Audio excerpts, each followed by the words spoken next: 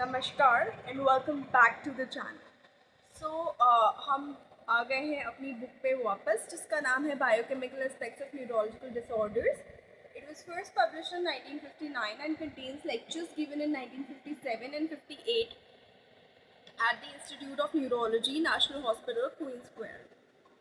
हम अपने चैप्टर पे थे जिसका नाम है the clinical aspects of disorders of calcium and phosphorus metabolism, जिसके अंदर हम टॉपिक डिस्कस कर रहे थे changes in plasma concentration of phosphorus.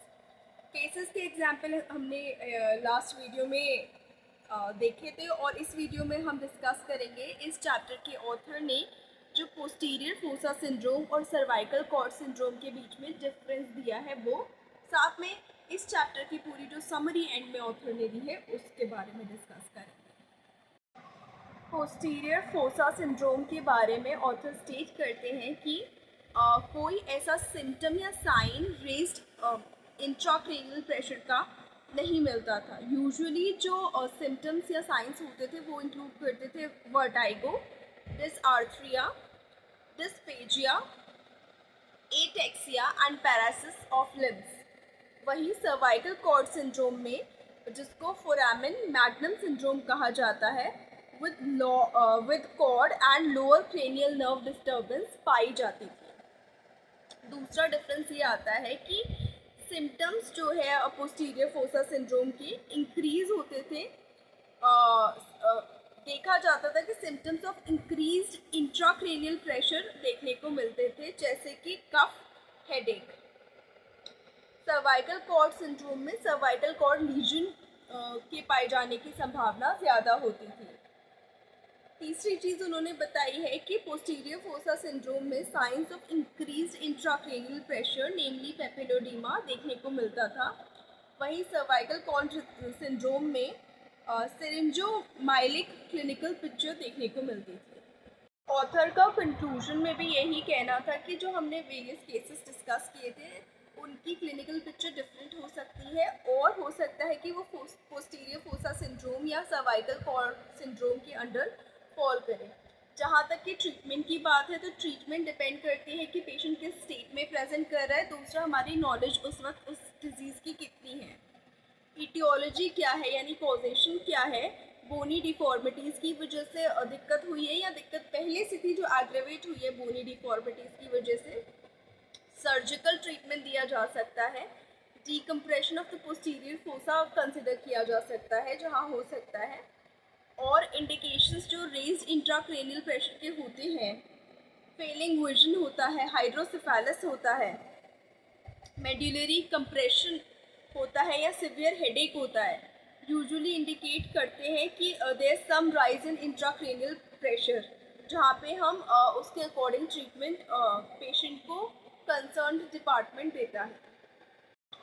Posterior fossa syndrome या और उस फॉस्फोरस की लेवल्स की वजह से जो भी डिफॉर्मिटीज़ होती थी, उनका जब सर्जिकल ट्रीटमेंट किया जाता था तो उनके रिजल्ट्स जो है उतने अच्छे नहीं होते थे एज पर दी ऑथर, जितने सर्जिकल ट्रीटमेंट के होते थे जब सिमिलर कंजेंटल डिफॉर्मिटी का वो सर्जिकल ट्रीटमेंट किया जाता था।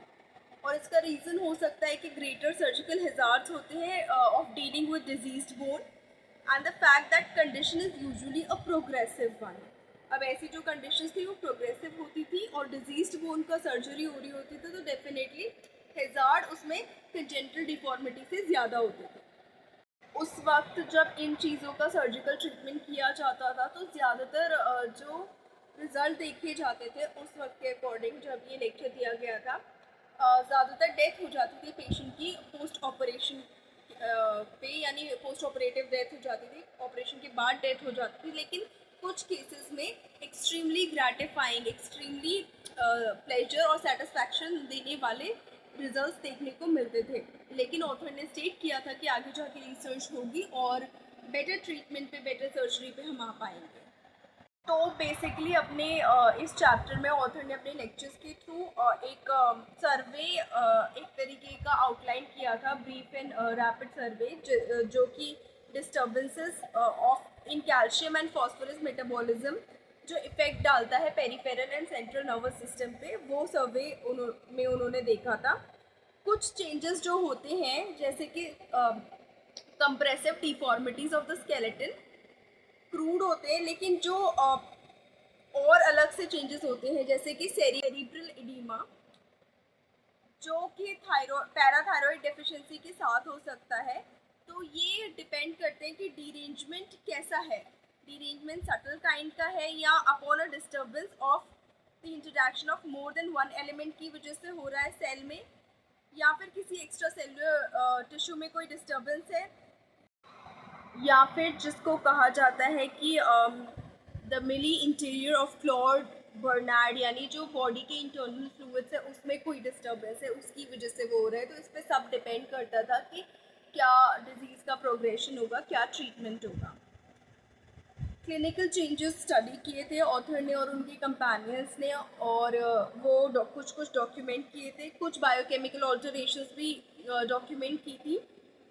और उस वक्त ऑथर का कहना था कि अभी और ज़्यादा इसमें खोज की ज़रूरत है, जिसकी वजह से understanding of the functioning of nervous system in health and disease और ज़्यादा क्लियर हो सकेगी। उस वक्त भी काफ़ी क्लियर हुई थी और ज़्यादा क्लियर होने की उन्होंने आशा जताई थी। So thank you so much for watching this video. That's it for the chapter and we finish with this chapter. Next chapter जो इस book का है, that is called Biochemical Aspects of Copper Metabolism, and we'll surely continue with it. So thank you so much for watching this video. Please like the video, share the video and share your opinions in the comment section. Please hit the subscribe button and hit the bell icon as well. Thank you so much. Take care. Bye bye.